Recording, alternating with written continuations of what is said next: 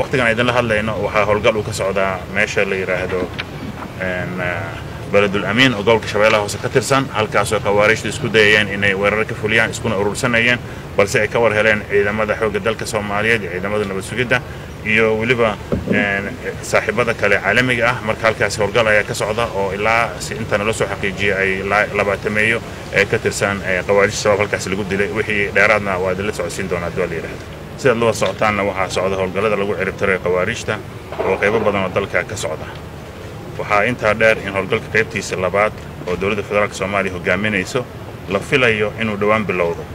waxaana xusid mudan in wadamada dariska ee qatarta qawaariishta la dareemaya ay iyaguna qayb ka yihiin howlgalkan maadaama la garowsaday in haddii qawaariishta laga suuliyo Soomaaliya ay dhici karto inay u gudbaan wadamada dariska ah wadamadaasi waxaa ka mid ah Kenya, Ethiopia iyo Djibouti isla markaana ay halkaasi qatar kale gobolka dhan saameyn ku yeelan karta ka dhalin karaan haddii ay halkaasi u gudbaan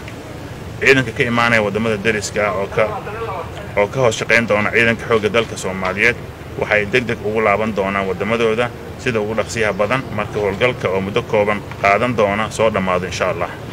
isbitaalka Samadeeq u doono adeeg hufan iyo dhaqaatiir takhasus leh daweynta xanuunkaaga